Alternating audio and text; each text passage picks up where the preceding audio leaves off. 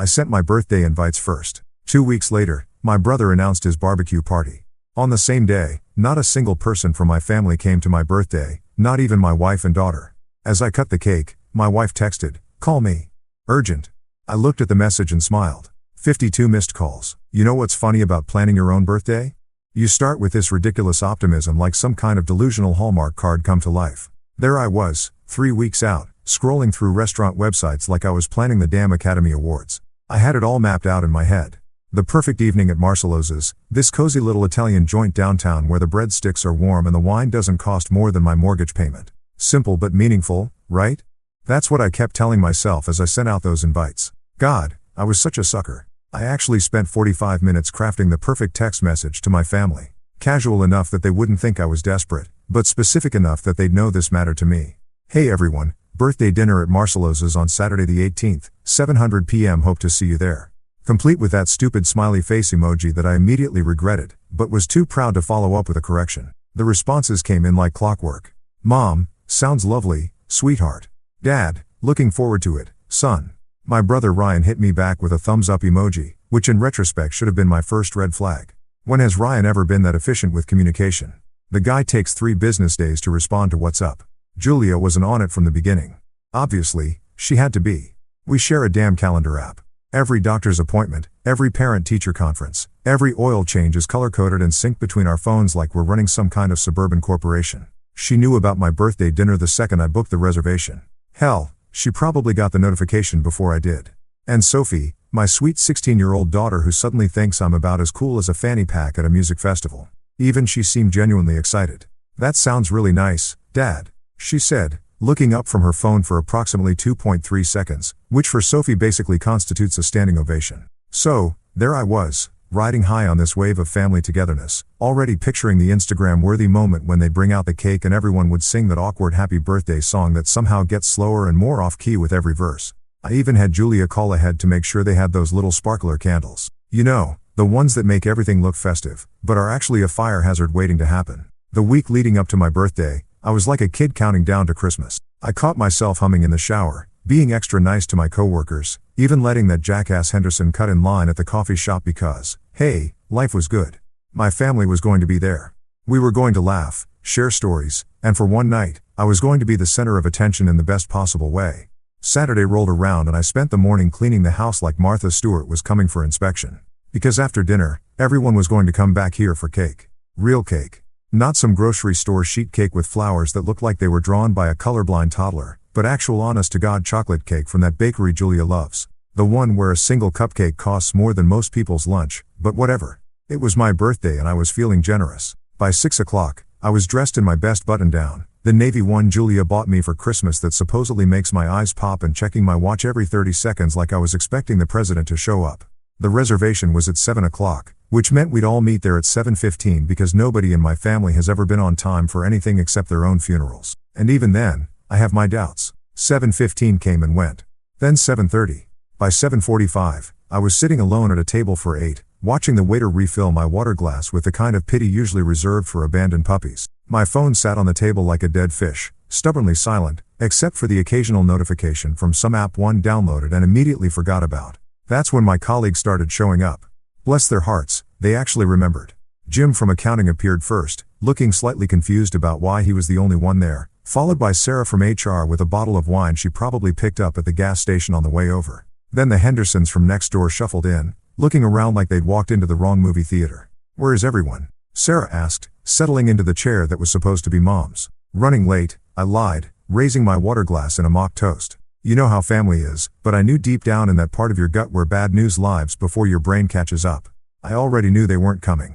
The silence from my phone wasn't traffic delays or last-minute emergencies. It was abandonment with a smile and a thumbs-up emoji. We ordered appetizers. We made small talk about the weather and the latest office drama. Jim told that story about his son's little league game for the 3rd time this month. And I laughed in all the right places because that's what you do when you're desperately trying to pretend your heart isn't slowly cracking like old paint on a porch railing. By 8:30, the waiter brought out my cake. Those sparkler candles I was so excited about flickered and danced while my makeshift family of coworkers and neighbors sang happy birthday with the enthusiasm of people attending a mandatory corporate seminar. I smiled and made a wish, probably something pathetic like, "Let this night end soon," and blew out the candles to polite applause. The silence that followed was deafening. Not the comfortable silence of people enjoying each other's company, but the awkward, heavy silence of people who suddenly realize they're witnessing something deeply sad and don't know whether to acknowledge it or pretend everything's fine. That's when my phone finally bust. You want to know the exact moment I should have seen this train wreck coming? It was 2 weeks after I sent out those birthday invites. Sitting in Mom's kitchen on a Sunday afternoon, watching her fuss over a pot roast like she was performing heart surgery. The whole family was there for one of those mandatory weekly dinners that somehow became a thing after Dad's heart scare last year, because nothing says we care about your health like forcing everyone to gather around a table loaded with enough carbs to fuel a small aircraft. I was actually feeling pretty good about life. My birthday invites have been out in the universe for 14 whole days and nobody had bailed yet. Sure, nobody had RSVP'd either, but in my family, silence basically means, yeah, I'll be there. Unless someone's actively bleeding or getting divorced. I was leaning back in one of Mom's creaky kitchen chairs, the one she refuses to replace because they have character, which is Mom speak for. I'm too stubborn to admit these things are older than disco. That's when Ryan waltzed in with that eating grin he's been perfecting since middle school. You know the one. Half smugness, half I'm about to ruin your day and enjoy every second of it. He was carrying a 12-pack of Corona like he was bringing frankincense to the manger. And Mom immediately lit up like he just announced he was running for Pope.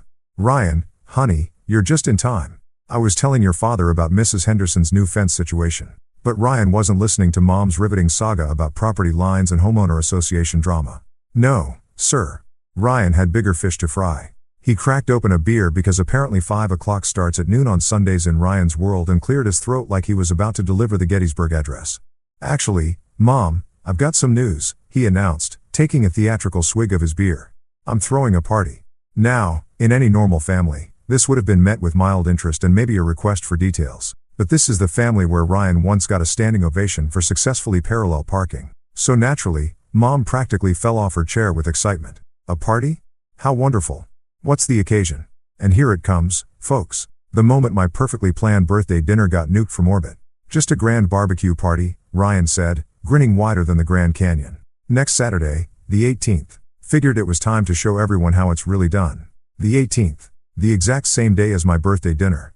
The date that had been marked on the family calendar since the moment I sent those invites. The date that everyone, and I mean everyone, knew was my birthday. I felt my stomach drop somewhere around my ankles. Ryan, I said, trying to keep my voice level. That's my birthday. We're having dinner at Marcello's, remember? Ryan looked at me with the kind of innocent confusion that Oscar winners would kill for. Oh, that's right. Well, it's just a barbecue, man. Lighten up. Lighten up. Lighten up. Like I was some uptight corporate drone getting bent out of shape over a scheduling conflict instead of his older brother who just watched his birthday get steamrolled by a guy who once called me crying because he couldn't figure out how to work his coffee maker. But everyone's already committed to I started committed. Ryan laughed and it wasn't his usual good-natured chuckle. This was different. Sharper. Come on, bro. It's not like you're getting married again. It's just dinner. Just dinner, right? Just the dinner I've been planning for weeks. Just the one night a year when I'd hope to be the center of attention for reasons other than fixing someone else's problems or mediating someone else's drama. But here's where it gets really good. Instead of backing down or maybe suggesting a different date, Ryan doubled down like he was playing poker with someone else's money. Besides, he continued, warming up to his theme. I've already put deposits down on everything. The pavilion at Riverside Park, the catering truck, the whole 9 yards. This is going to be epic. Epic. Because apparently my little brother had decided to turn my birthday into some kind of competition and he was planning to win by throwing money at it like a drunk lottery winner. Mom, bless her traitorous little heart, was practically vibrating with excitement. Ryan, that sounds absolutely wonderful. How thoughtful of you to plan something so elaborate. Thoughtful. Let me repeat that for the people in the back. Thoughtful. Planning a massive party on your brother's birthday and calling it thoughtful is like setting someone's car on fire and calling it a surprise car wash. I don't know, son. Dad piped up from his recliner where he'd been pretending to watch golf while obviously listening to every word. Your brother's already got something planned. For a brief shining moment, I thought Dad was going to stick up for me. Maybe point out that hijacking someone's birthday is generally considered a dick move in most civilized societies. But then Ryan pulled out the big guns. Dad, think about it. When's the last time we had a real family gathering? Something where everyone could just relax, have a few beers, maybe throw a football around. Remember how much fun we used to have at those summer cookouts when we were kids? And just like that, Dad was putty in his hands. Ryan had triggered the magical remember when response that turns grown men into nostalgic marshmallows. Dad's face went all soft and misty-eyed like he was watching a particularly touching commercial about golden retrievers. Well, Dad said slowly. It would be nice to have everyone together. Everyone together at Ryan's party on my birthday while I sat alone at Marcelo's, explaining to the waiter why I needed to cancel 6 of the 8 seats at my reservation. "Great," Ryan said, clapping his hands together like he'd just solved world hunger. "I'll start making calls. This is going to be the party of the year." Mom was already pulling out her phone, probably to start texting every relative within a 50-mile radius. Should I call Aunt Martha? Oh, and what about the Petersons? They love a good barbecue. And that's when it hit me. This wasn't just Ryan being thoughtless or accidentally stepping on my plans. This was strategic. He'd waited exactly 2 weeks after my invites went out. Long enough for everyone to know about my dinner, but not long enough for anyone to feel locked in. He'd positioned his party as the fun alternative to my just dinner. He'd even chosen a venue that could accommodate the entire extended family, plus half the neighborhood. I was watching a master class in birthday assassination, and my own family was cheering from the sidelines. Julia, who'd been unusually quiet during this whole exchange, finally spoke up. "Well, we'll still come to your dinner," she said to me. But even as the words left her mouth, I could see the wheels turning behind her eyes. She was already calculating the social cost of missing Ryan's epic barbecue to sit through a quiet dinner with my coworkers. "Of course, we will," she added. But it sounded like someone agreeing to attend a mandatory workplace sensitivity training. So, here's how it all went down on the night that was supposed to be my night.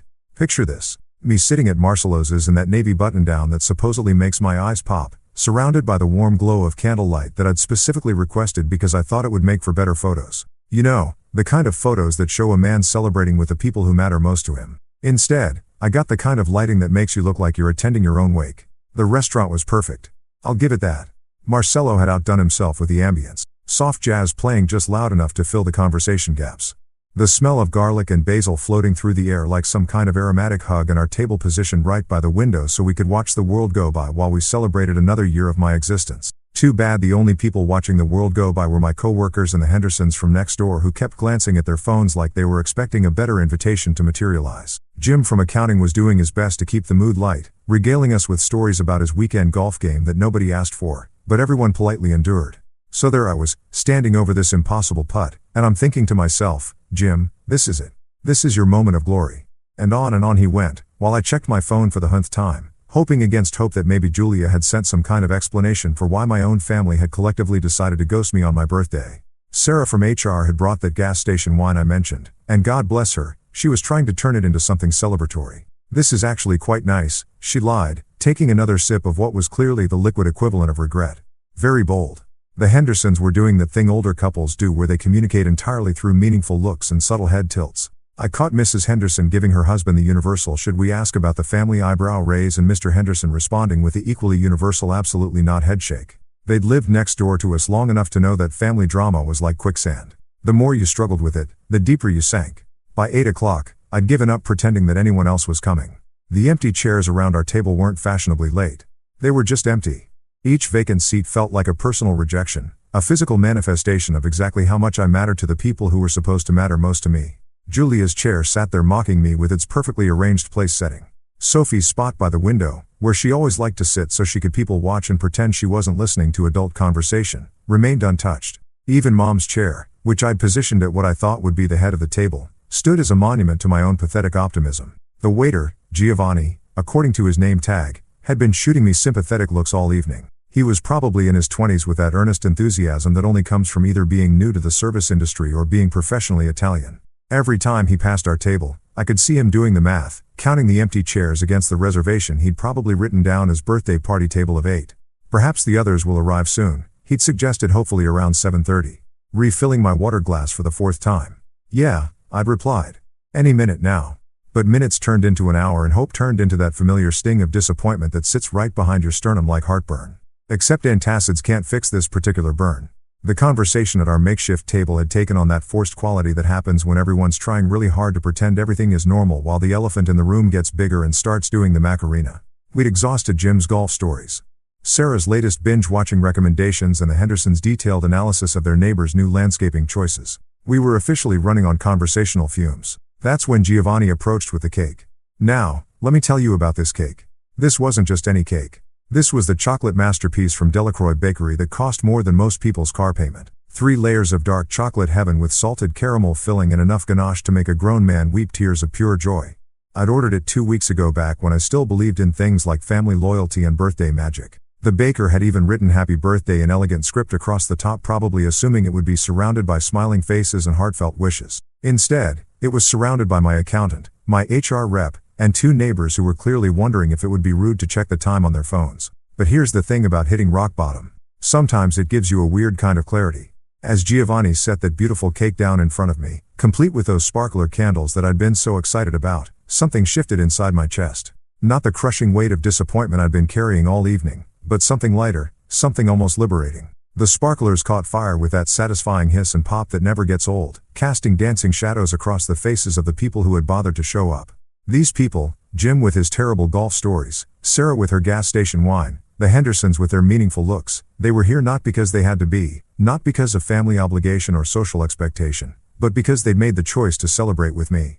Make a wish, Sarah said, raising her glass of questionable wine. And you know what I did? I closed my eyes, took a deep breath, and made a wish that surprised even me.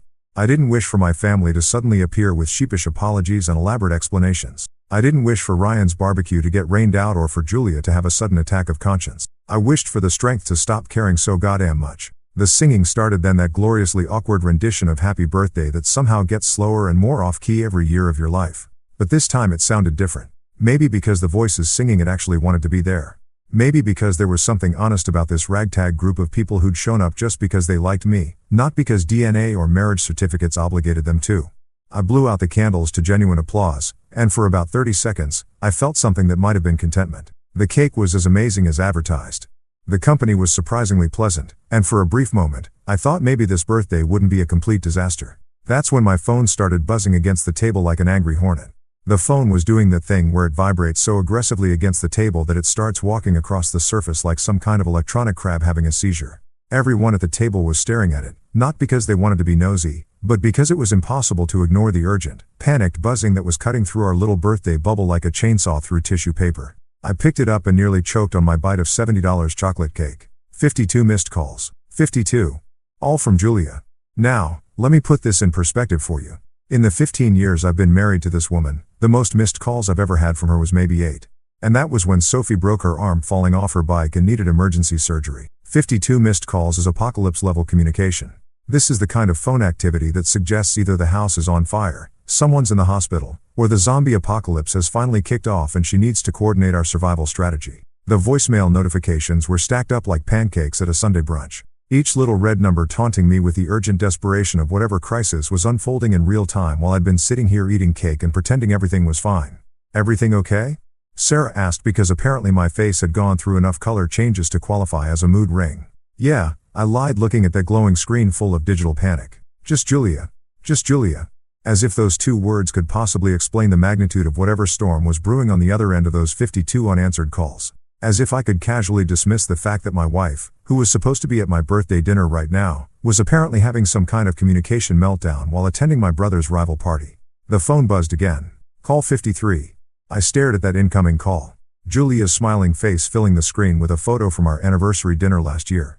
Back when she still looked at me like I was someone worth celebrating instead of someone whose birthday you could blow off for better barbecue. Her contact name glowed at the top.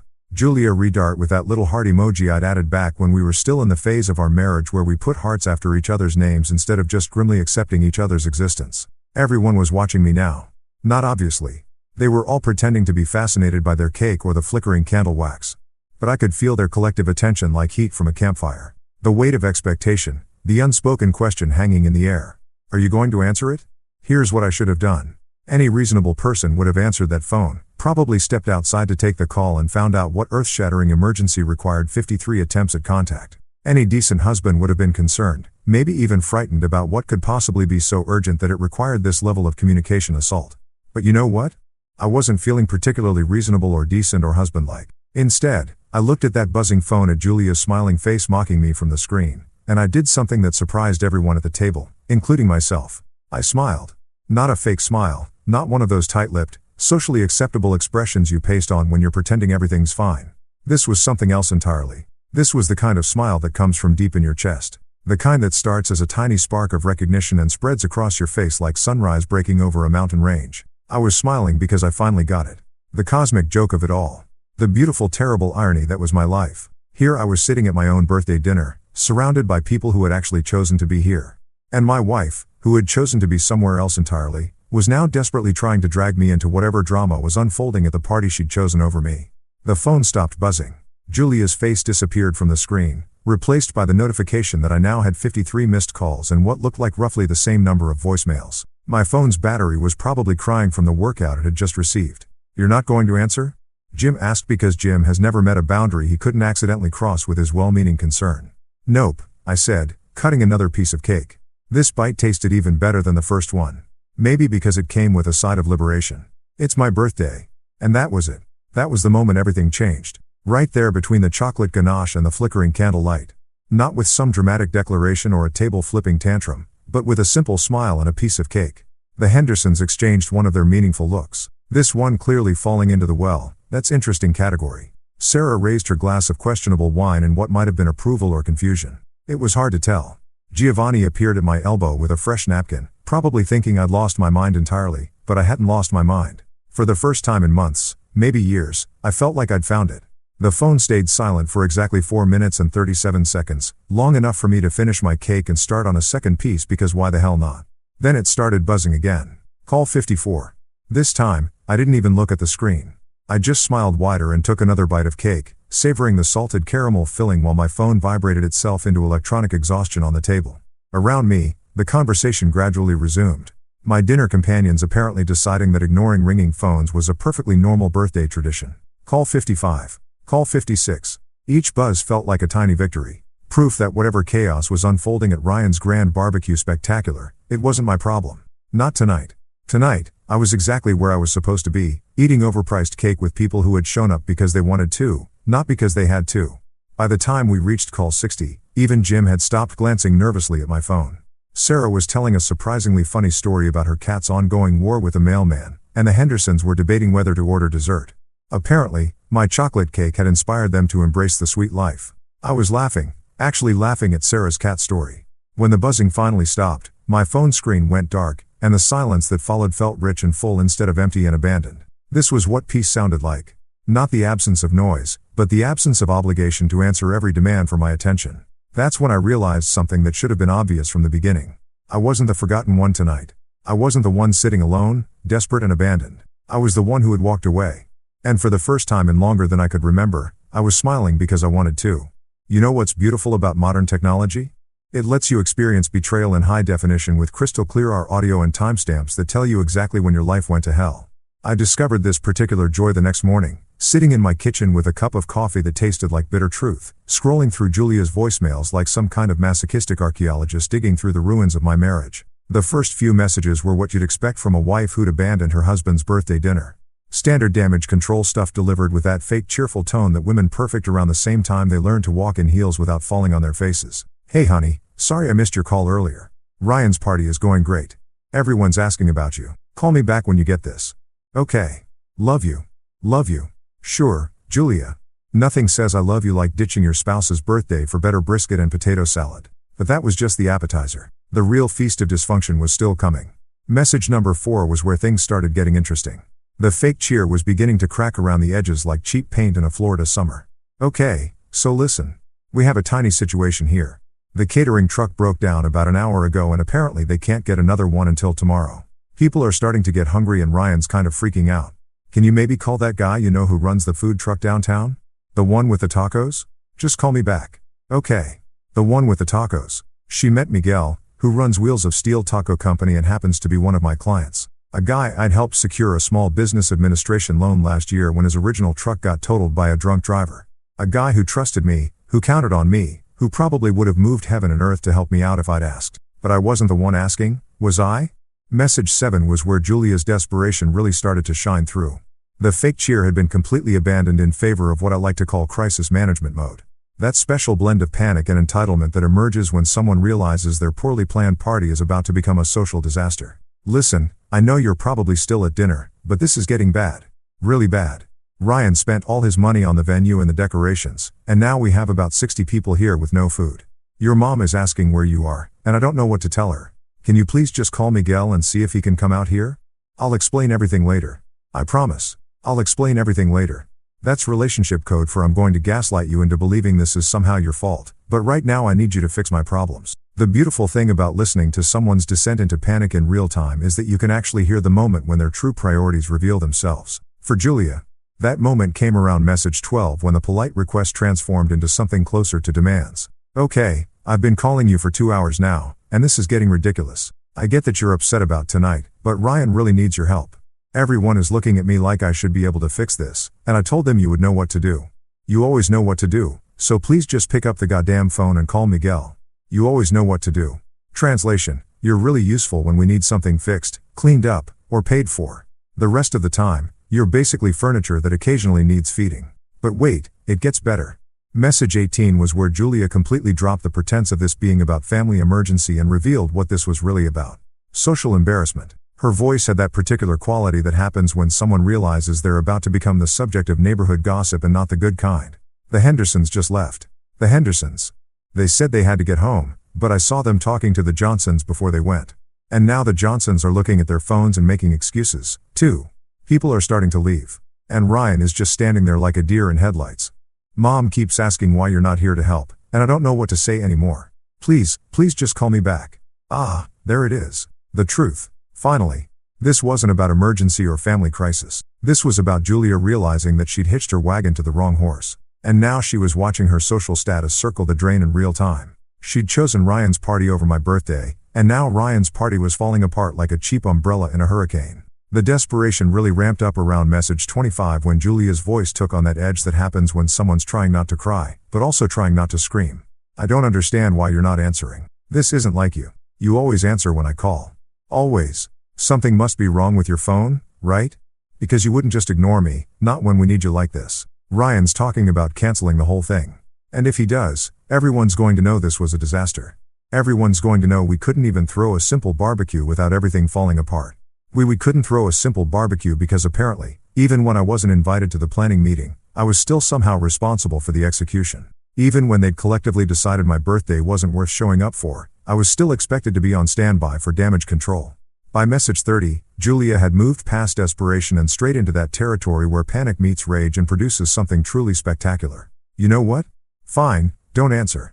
But when your daughter asks why her father couldn't be bothered to help save her uncle's party, I'll tell her the truth. I'll tell her that you were too petty and childish to put aside your hurt feelings for one night. I'll tell her that when your family needed you, you decided to punish everyone by disappearing. My daughter, she was bringing Sophie into this now, weaponizing my relationship with my kid to guilt me into cleaning up their mess because nothing says family values like using your teenager as emotional blackmail. But the real masterpiece came in message 47 where Julia's voice cracked just enough to let me know she was either crying or doing a damn good impression of it. I don't know what else to say. I don't know how to fix this. Everyone keeps looking at me like I should have answers. Like I should know where you are and why you're not helping. Your brother is about to have a complete meltdown. Your parents are asking if something happened to you. And I'm standing here feeling like the worst wife in the world because I can't even get my own husband to answer his phone. The worst wife in the world. Finally, something we could agree on. After listening to Julia's 47-message symphony of desperation, I did what any reasonable person would do.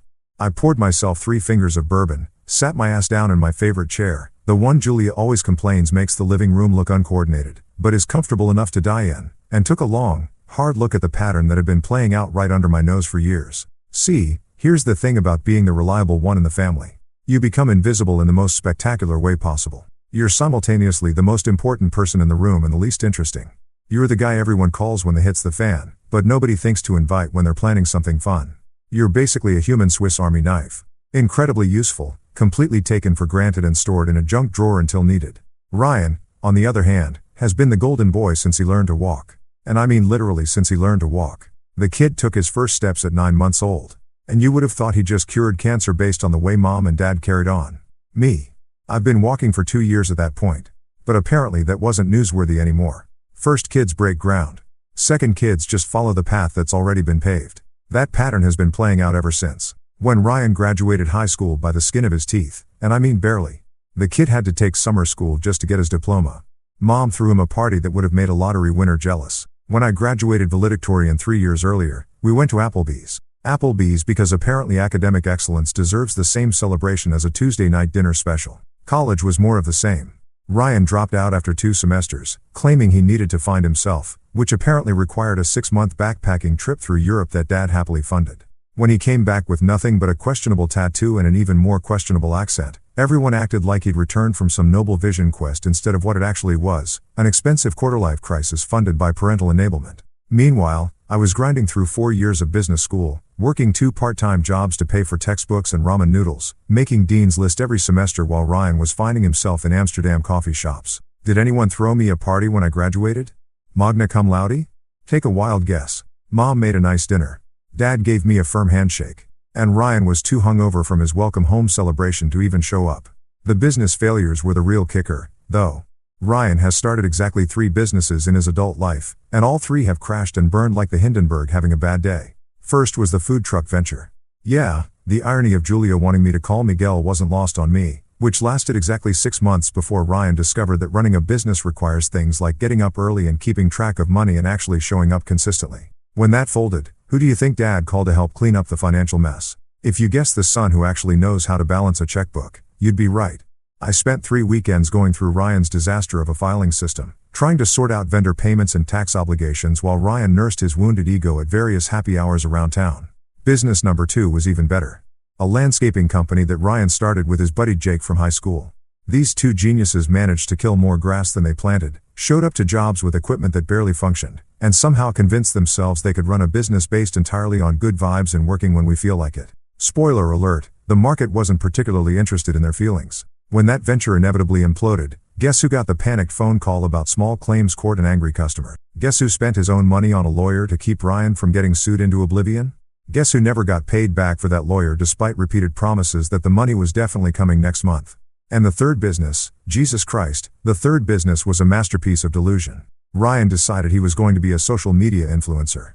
Not for any particular skill or talent, mind you, but because he'd seen some 22-year-old making bank by posting videos of himself eating cereal. Ryan spent $2,000 of mom and dad's money on camera equipment and ring lights, set up what he called his content studio in their basement, and proceeded to create exactly 17 videos that collectively garnered about as much attention as a mime at a death metal concert. But here's what really gets me. Through all of this, through every failed venture and harebrained scheme, Mom and Dad never stopped believing in Ryan's potential. Every failure was just a learning experience. Every disaster was proof that he was gaining valuable life skills. Meanwhile, I was building a successful financial planning practice, buying my first house, getting married, having a kid, boring adult stuff that doesn't come with participation trophies. And Julia, don't even get me started on Julia. When we first started dating, she seemed impressed by my stability, my ambition, my ability to plan more than 5 minutes into the future. She used to joke that I was the adult in her life, the guy who could handle the boring but important stuff while she figured out what she wanted to do with her career.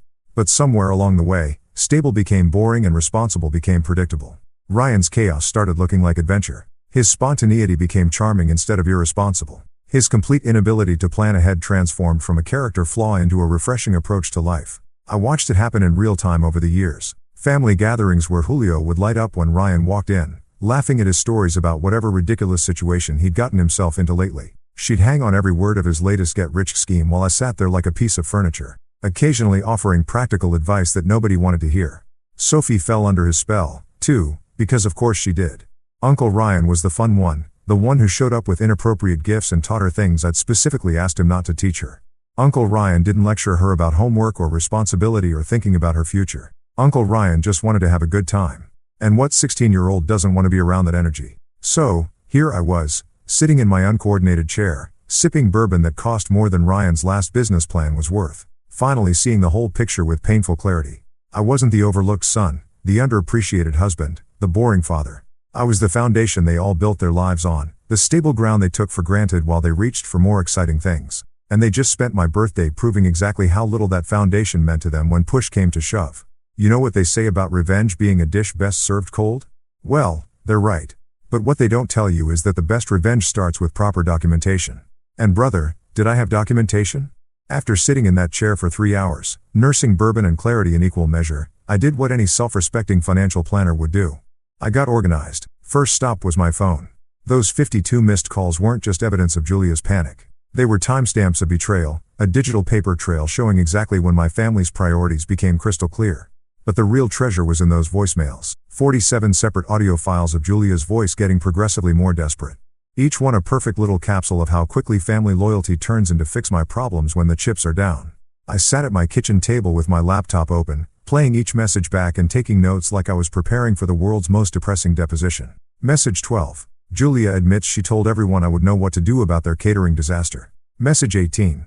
She reveals that people are leaving Ryan's party and it's becoming a social embarrassment. Message 25. The first time she tries to guilt me using Sophie. But here's the beautiful thing about people in crisis. They tell the truth. When Julia was panicking about their failed party, she wasn't thinking about how her words might sound later. She was just being honest about what she really thought of me, the reliable fix-it guy who should drop everything to save their asses. Even after they collectively decided my birthday wasn't worth showing up for, I saved every single voicemail to my computer, backed them up to the cloud, and created a folder on my desktop labeled for later.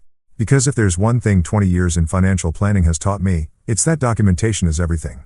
People can lie about what they said, what they meant, what they intended. But digital files don't have selective memory. Next, I dove into the social media rabbit hole because if you really want to understand how people feel about you, watch what they post when they think you're not paying attention. Facebook was a gold mine of hypocrisy. Julia's page was littered with photos from Ryan's epic barbecue, all posted in real time while I was sitting alone at Marcelosa's. The timestamps were perfect.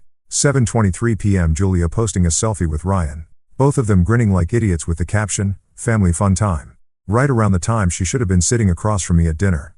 7:45 p.m. a group shot of everyone at the party, including Mom, Dad, and Sophie, all looking like they were having the time of their lives, posted exactly when she would have been listening to Giovanni sing happy birthday to me and my makeshift family of coworkers. But the real kicker was the 8:30 p.m. post, a picture of the empty catering tables with the caption, "When your food truck breaks down, but family comes first." Readart #BBQBQBQ fail #family time posted literally minutes before she started that panicked calling spree trying to drag me into their mess. Family comes first. I screenshot that one about 6 times because the irony was so thick you could cut it with a knife. Sophie's Instagram was even better because teenagers have zero filter and even less awareness of consequences. Her story from that night was a chronological breakdown of my family's betrayal, told in the casual, thoughtless way that only a 16-year-old can manage. First post, Uncle Ryan's party is going to be lit. Fire, fire, fire with a picture of the party setup. Posted at 6:15 p.m., 45 minutes before my birthday dinner was supposed to start.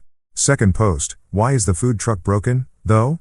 Loudly crying face at 7:52 p.m. with a picture of the sad empty serving tables. Third post, mom's freaking out about dad, lol. At 8:35 p.m. no picture, just text. But the timing lined up perfectly with Julia's voicemail meltdown. The beauty of Instagram stories is that they disappear after 24 hours unless you save them. So, I saved them. Every single one screenshot and filed away in my growing collection of digital evidence. But the crown jewel of my documentation came from an unexpected source. Mom's Facebook page. See, Mom might be technologically challenged enough to accidentally post photos of her thumb on a regular basis, but she's also the family historian. Every gathering, every celebration, every moment she thinks deserves preserving gets posted with the kind of detailed captions that would make a museum curator proud. And there it was, posted at 9:15 p.m. on the night of my birthday. A long rambling post about Ryan's wonderful barbecue party that included this particularly damning paragraph. So proud of my Ryan for organizing such a lovely gathering. Even though we had some food troubles, truck broke down, everyone pulled together to make it special. Sometimes the best memories come from the unexpected moments. Wish our other son could have been here to help out, but I'm sure he had his reasons. Family is everything, red heart. Wish our other son could have been here to help out. Not wish he could have been here to celebrate with us or hope he's having a nice birthday. No, she wished I could have been there to help out to fix their problems to be useful. And the kicker, I'm sure he had his reasons. Like choosing to attend my own birthday dinner was some kind of petty rebellion instead of, the normal thing a person does on their birthday. I screenshot that post, too, along with all 37 comments from relatives and family friends expressing sympathy for Ryan's tough night and praising his positive attitude in the face of adversity. Not one single comment asking where I was or wishing me happy birthday. Not one person in my extended family even mentioning that it was my birthday. But wait, it gets better. Because Dad, bless his oblivious heart, had left his own comment on Mom's post. Ryan handled it like a champ. Proud of both my boys, even if one couldn't make it tonight. Maybe next time he'll prioritize family over whatever else he had going on. Maybe next time he'll prioritize family. I was prioritizing family. My actual birthday, the one they'd all known about for months. But apparently my birthday wasn't family enough compared to Ryan's impromptu barbecue disaster. I saved that one, too. Right next to the voicemails and Instagram stories and Facebook photos. Every piece of evidence carefully filed away, time-stamped, and cross-referenced like I was building a legal case. Because maybe I was. The final piece of my documentation came from an unexpected source. My credit card statements. See, I'd paid for that birthday dinner at Marcelosa's, obviously, but I'd also picked up the tab for my colleagues and the Hendersons. 47 people had been invited to celebrate with me that night, but only 5 had shown up. And I'd ended up buying dinner for everyone because that's what you do when you're the responsible one. $347 for a birthday dinner that my own family couldn't be bothered to attend. I printed out that receipt and added it to my folder, not because I expected anyone to reimburse me, but because it was tangible proof of exactly how much my birthday had been worth to them. I sat back and looked at my laptop screen at the folder labeled for later that now contained months of screenshots, hours of audio recordings, printed receipts, and social media posts that painted a crystal clear picture of exactly how my family really felt about me. I didn't know exactly how I was going to use this evidence yet, but I knew one thing for certain. When the time came, I'd be ready. Here's the thing about living with people who've fundamentally written you off. They get really comfortable with their disrespect. It's like they've collectively decided that you're too nice, too stable, too goddamn reliable to ever call them on their so. They just keep piling it on until you're basically a human doormat with a mortgage and a 401k. The weeks after my birthday were a masterclass in gaslighting, disguised as normal family life. Julia slipped back into our routine like nothing had happened. Making coffee in the mornings and asking about my day like she hadn't spent my birthday frantically trying to drag me into cleaning up someone else's mess. She'd kiss my cheek when she left for work, text me about picking up groceries on the way home, and curl up next to me in bed at night like we were still the same couple we'd been before she'd chosen barbecue over birthday cake. The really impressive part was how she managed to never actually acknowledge what had happened. Not once did she apologize for missing my dinner. Not once did she explain why Ryan's last-minute party had suddenly become more important than the celebration we'd been planning for weeks. She just acted like it hadn't happened. Like my birthday was some minor scheduling conflict that we'd all move past instead of a fundamental betrayal that had shown me exactly where I ranked in her list of priorities. Sophie was even more impressive in her ability to pretend everything was normal. She'd bounce into the kitchen in the mornings, grab her usual breakfast of whatever sugary cereal was currently fashionable, and chat about school drama or friend gossip like she hadn't spent my birthday posting Instagram stories about how much fun Uncle Ryan's party was. The girl could look me straight in the eye and ask me to drive her to the mall. Apparently, seeing no irony in asking favors from the father, she ditched for better entertainment. But the Royale artists were my parents. Mom called me 3 days after my birthday. Not to apologize, mind you, but to tell me all about Ryan's wonderful party and how sorry she was that the food situation had been such a disaster. She spent 20 minutes detailing every moment of Ryan's barbecue catastrophe, like she was giving me a play-by-play of the Super Bowl, apparently oblivious to the fact that she was describing the event she'd chosen over her own son's birthday celebration.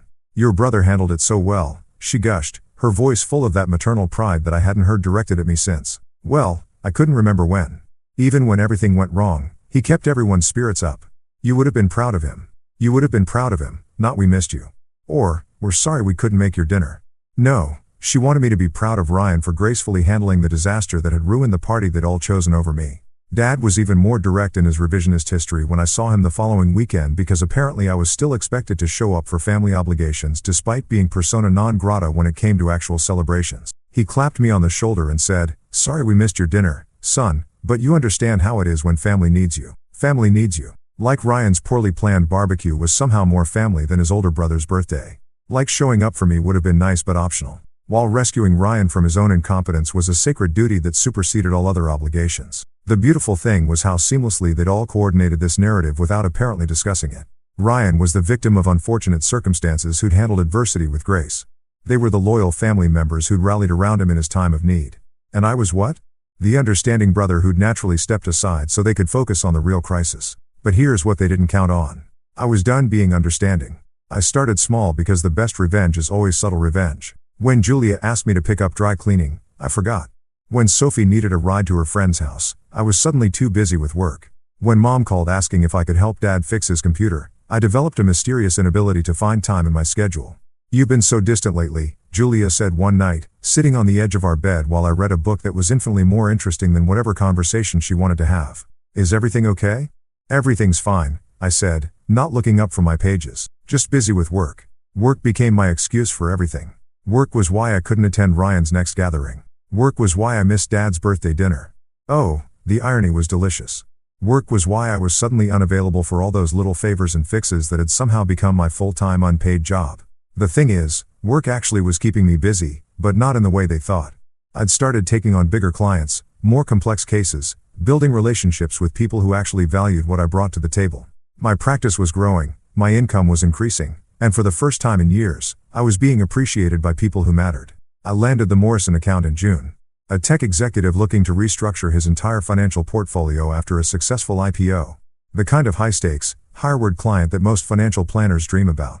The kind of deal that required late nights, weekend meetings, and the sort of attention to detail that had always made me good at my job, but apparently boring at parties. When I told Julia about the Morrison deal, about how it was going to significantly increase our household income and set us up for early retirement, she nodded absently and said, "That's nice, honey.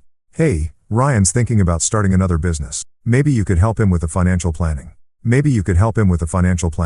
I just landed the biggest client of my career, potentially changing our entire financial future." And her response was to suggest I donate my expertise to her brother-in-law's next inevitable failure. That's when I realized something that should have been obvious years earlier. They didn't see me as successful. They saw me as useful. My achievements weren't accomplishments to be celebrated. They were resources to be shared with people who mattered more. The Morrison account led to the Pritchard account, which led to the whole Westfield development portfolio. By August, I was handling more money than I'd ever imagined. Working with people who treated me like the expert I'd always been, but had never been acknowledged as. My calendar was packed with meetings, consultations, and strategy sessions with clients who hung on my every word because they understood that my advice could make or break their financial futures. And my family, they barely noticed. Julia complained that I was working too much. Sophie rolled her eyes when I couldn't drive her somewhere because I had a client call.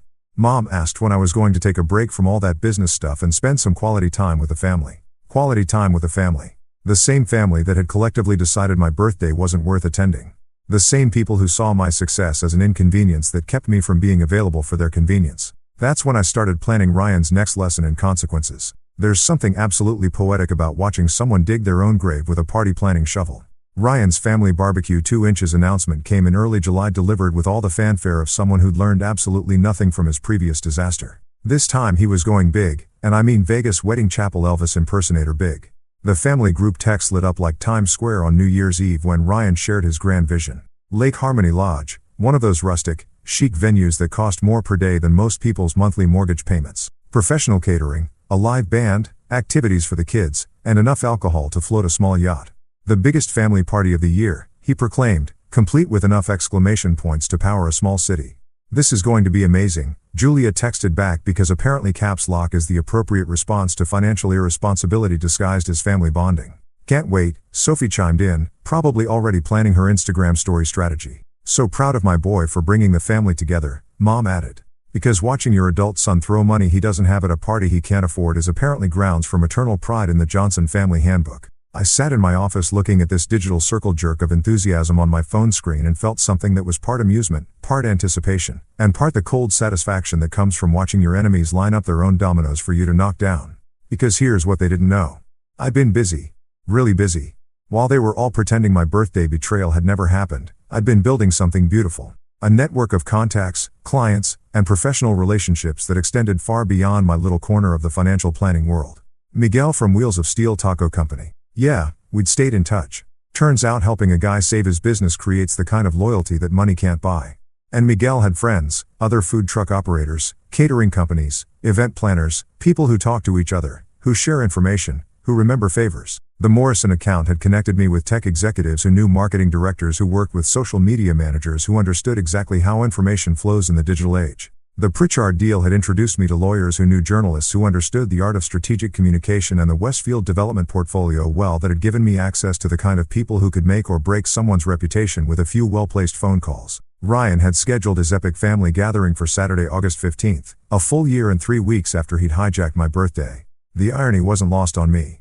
He'd spent an entire year basking in the glory of his first party disaster, retelling the story of how he'd pulled everyone together and made the best of a bad situation, turning his colossal failure into some kind of heroic family legend. But this time was going to be different. This time, I was ready. I started my campaign on Monday morning, exactly 5 days before Ryan's big event. Not with some dramatic confrontation or angry outburst. That's amateur hour stuff. No, I started with a simple email to my network. Professional, calm, matter of fact. The subject line read, sharing some context on family dynamics. The body was a masterpiece of understated devastation. I didn't rant or rave or sound bitter. I simply shared the facts supported by all that beautiful documentation I'd been collecting. Screenshots of Julia's social media posts for my birthday. Timestamped to show exactly when she'd been having fun at Ryan's party instead of attending my dinner. Audio files of her voicemails demonstrating the panic and desperation when Ryan's first party fell apart and they needed me to fix it. But the real kicker was Mom's Facebook post, the one where she'd wished I could have been there to help out. Instead of celebrating my own birthday, I'd annotated it like a legal document, highlighting the key phrases that revealed exactly how my family saw me.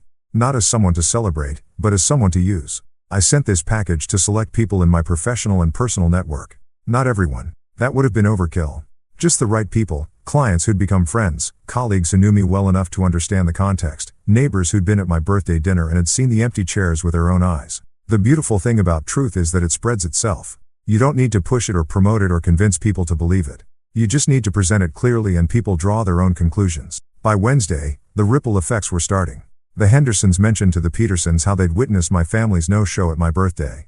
The Petersons told the Johnsons, who told the Millers, who happened to know several people who'd been invited to Ryan's big lakeside extravaganza. Miguel, bless his entrepreneurial heart, shared the story with his network of food service providers, not out of malice, but out of genuine disbelief that anyone would treat family that way.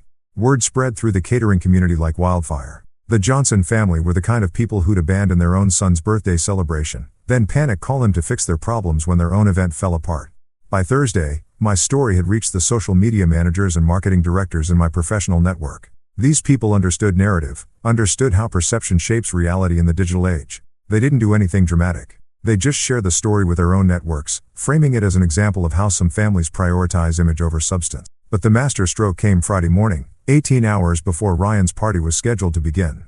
I'd saved the best for last. A carefully curated package of evidence sent to every single person who'd been invited to Ryan's lakeside celebration. Not just my family's evidence, but context. Screenshots showing the timeline of events for my birthday.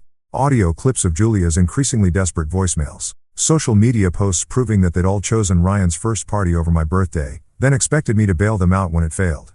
The message was simple. Thought you should know what kind of people you're celebrating with this weekend.